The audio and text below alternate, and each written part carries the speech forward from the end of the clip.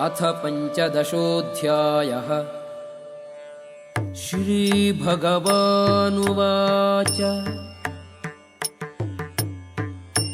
ऊर्ध्वमूलम् अधःशाखम् अश्वत्थं प्राहुरव्ययम् छन्दांसि यस्य पर्णानि यस्तं वेद स वेदवित्. The Supreme Personality of Godhead said, "It is said that there is an imperishable banyan tree that has its roots upward and its branches down, and whose leaves are the Vedic hymns. One who knows this tree is the knower of the Vedas." अधश्चोर्ध्वं प्रसृताः तस्य शाखाः गुणप्रवृद्धाः विषयप्रबालाः अधश्च मूलानि अनुसन्ततानि कर्मानुबन्धीनि मनुष्यलोके. The branches of this tree extend downward and upward, nourished by the three modes of material nature. The twigs are the objects of the senses. This tree also has roots going down, and these are bound to the fruitive actions of human society. नरूपमस्येह तथोपलभ्यते नान्तो न चादिः न च सम्प्रतिष्ठा.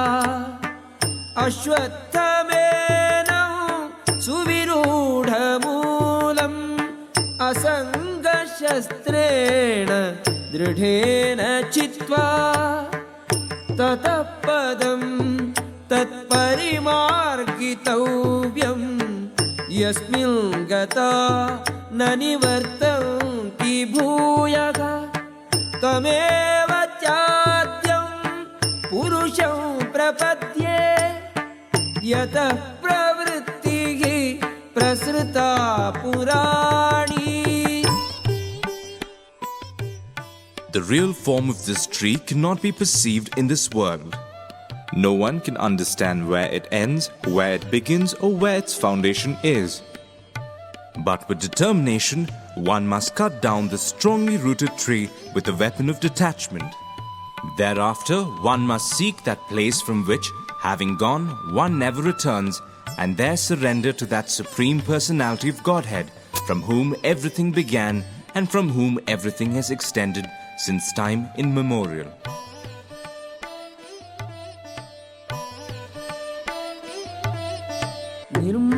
निर्मानमोह जितसङ्गदोषा अध्यात्मनित्या विनिवृत्तकामाः द्वन्द्वैर्विमुक्ताः सुखदुःखसंज्ञैः गच्छन्त्यमूढाः पदमव्ययं तत्. Those who are free from false prestige, illusion and false association, who understand the eternal, who are done with material lust, who are freed from the dualities of happiness and distress, and who, unbewildered, know how to surrender unto the Supreme Person, attain to that eternal kingdom. न तद्भासयते सूर्यो न शशाङ्को न पावकः यद्गत्वा न निवर्तन्ते तद्धाम परमं मम. That supreme abode of mine is not illumined by the sun or moon, nor by fire or electricity. Those who reach it never return to this material world. ममैवांशो जीवलोके जीवभूतः सनातनः मनश्चानि इन्द्रियाणि प्रकृतिस्थानि कर्षति. The living entities in this conditioned world are my eternal fragmental parts. Due to conditioned life, they are struggling very hard with the six senses, which include the mind. शरीरं यदवाप्नोति यच्चाप्युत्क्रामतीश्वरः गृहीत्वैतानि संयाति वायुः गन्धानि वाशयात्. The living entity in the material world carries his different conceptions of life from one body to another, as the air carries aromas. Thus, he takes one kind of body and again quits it to take another. श्रोत्रं चक्षुः स्पर्शनं च रसनं घ्राणमेव च अधिष्ठाय मनश्चायं विषयान् उपसेवते.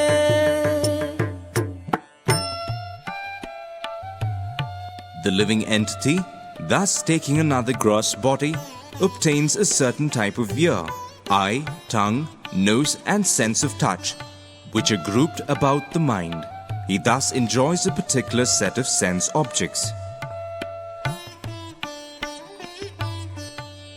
उत्क्रामन्तं स्थितं वापि भुञ्जानं वा गुणान्वितं विमूढानानुपश्यन्ति पश्यन्ति ज्ञानचक्षुषः. The foolish cannot understand how a living entity can quit his body, nor can they understand what sort of body he enjoys under the spell of the modes of nature. But one whose eyes are trained in knowledge can see all this. यतन्तो योगिनश्चैनं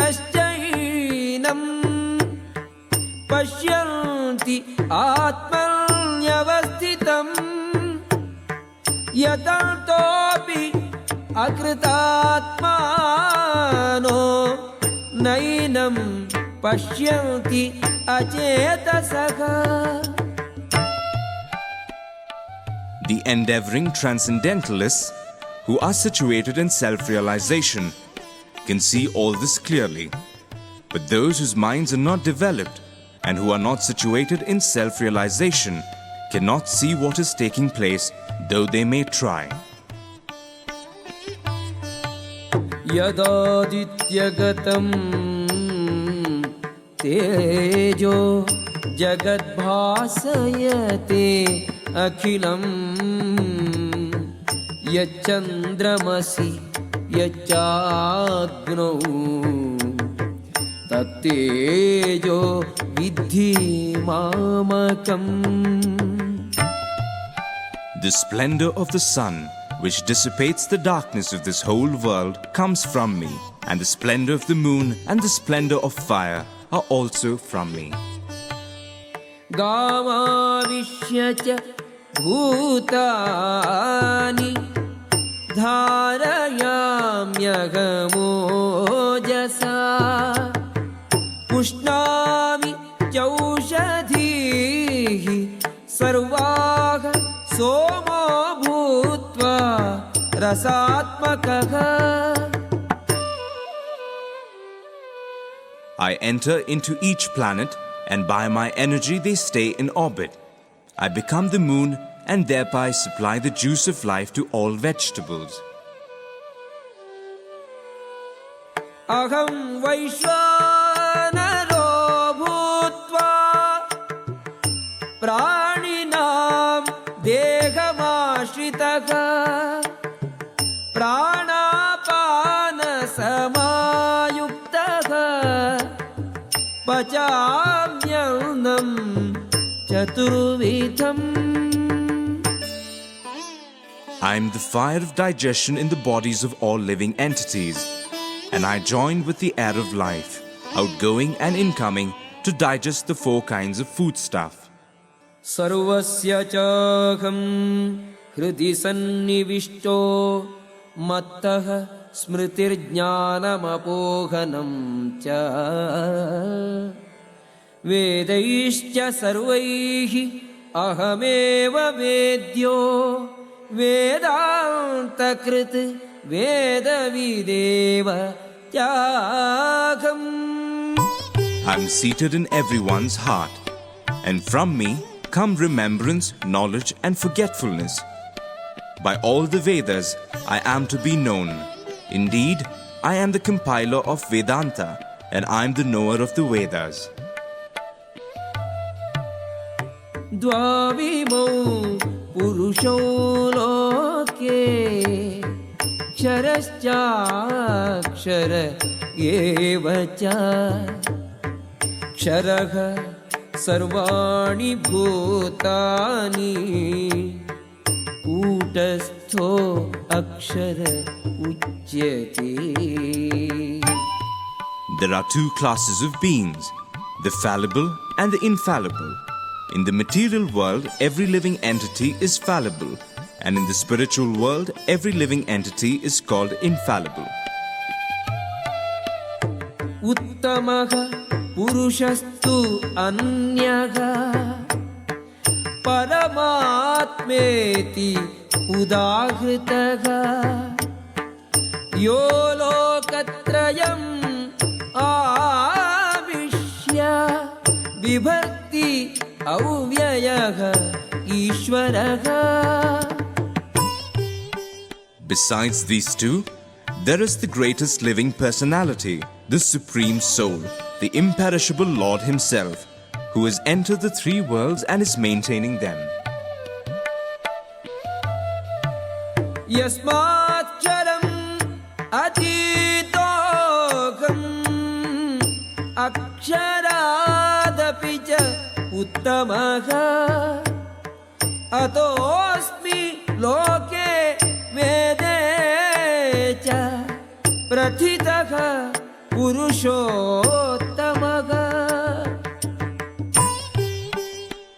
Because I am transcendental, beyond both the fallible and the infallible, and because I am the greatest, I am celebrated both in the world and in the Vedas as that Supreme Person. यो मामेवम् असम्मूढो जानाति पुरुषोत्तमम् स सर्ववित् भजति माम् सर्वभावेन Bharata. Whoever knows me as the Supreme Personality of Godhead, without doubting, is the knower of everything. He therefore engages himself in full devotional service to me, O son of Bharata. इति गुह्यतमं शास्त्रम् इदम् उक्तं मया नघ एतद्बुद्ध्वा बुद्धिमान् स्यात् कृतकृत्यश्च Bharata. This is the most confidential part of the Vedic scriptures, O sinless one, and it is disclosed now by me. Whoever understands this will become wise, and his endeavors will know perfection.